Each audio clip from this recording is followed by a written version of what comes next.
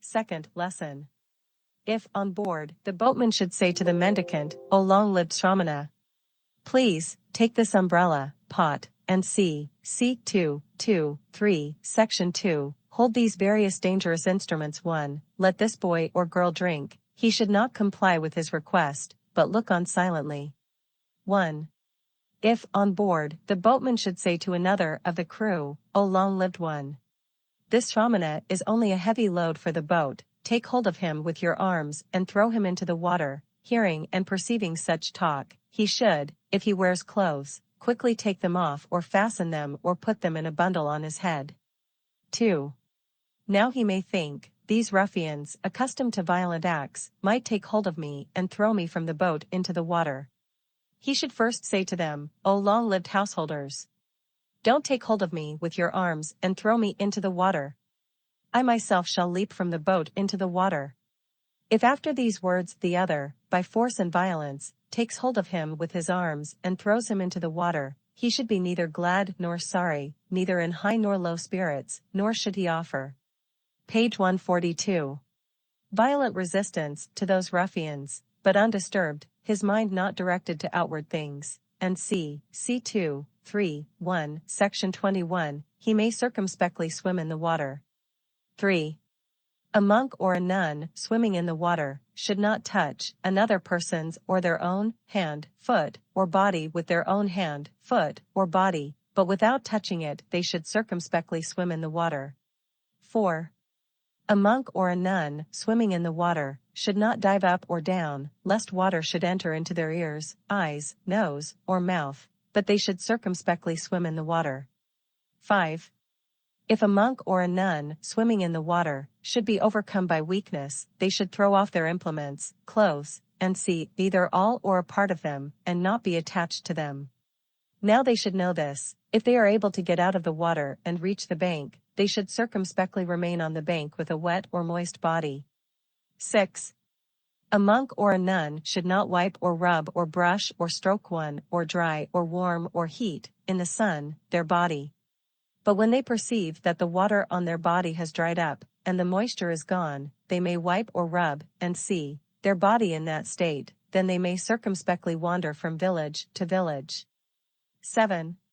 A monk or a nun on the pilgrimage should not wander from village to village, conversing with householders, they may circumspectly wander from village to village. 8.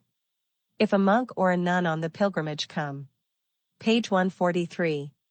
Across a shallow water one, they should first wipe their body from head to heels, then, putting one foot in the water and the other in the air, they should wade through the shallow water in a straight line too. 9. If a monk or a nun on the pilgrimage come across a shallow water, they should wade through it in a straight line, without being touched by or touching another person's or their own hand, foot, or body with their own hand, foot, or body. 10. A monk or a nun, wading through shallow water in a straight line, should not plunge in deeper water for the sake of pleasure or the heat, but they should circumspectly wade through the shallow water in a straight line. Now they should know this, if one is able to get out of the water and reach the bank, one should circumspectly remain on the bank with a wet or moist body. 11. A monk or a nun should not wipe or rub, and see, all as in Section 7. 12. A monk or a nun on the pilgrimage, with their feet soiled with mud, should not, in order that the grass might take off the mud from the feet, walk out of the way and destroy the grass by cutting, trampling, and tearing it. As this would be sinful, they should not do so. But they should first inspect a path containing little grass, then they may circumspectly wander from village to village. 13. If a monk or a nun on the pilgrimage come upon walls or ditches or ramparts or gates or bolts. Page 144. Or holes to fit them, or moats or caves, they should, in case there be a byway, choose it, and not go on straight. 14. The Kevalan says, this is the reason, walking there, the mendicant might stumble or fall down, when he stumbles or falls down, he might get hold of trees, shrubs, plants, creepers, grass, copsewood, or sprouts to extricate himself. He should ask travelers who meet him, to lend a hand, then he may circumspectly lean upon it and extricate himself, so he may circumspectly wander from village to village. 15. If a monk or a nun perceive in their way transports of corn, wagons, cars, a friendly or hostile army some encamped troops, they should, in case there be a byway, circumspectly choose it, and not walk on straight. One trooper might say to another, O long-lived one! This Shramana is a spy upon the army, take hold of him with your arms, and drag him hither. The other might take hold of the mendicant with his arms, and drag him on. He should neither be glad nor sorry for it, and see section 3, then he may circumspectly wander from village to village. 16. If on his road travelers meet him and say, O long-lived Shramana! How large is this village or scot-free town, and see how many horses, elephants, beggars, men dwell in it?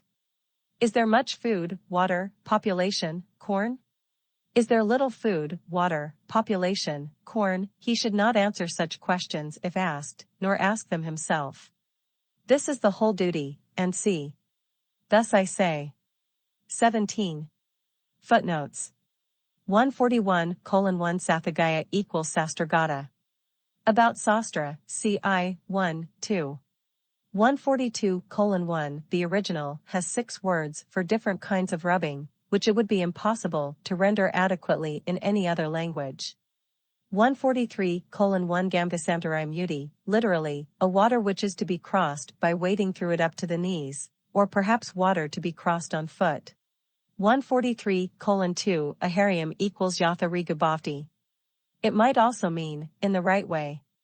Another explanation is Yathatarium. 144:1 Svakakrani va Parakakrani va. My translation is merely a guess,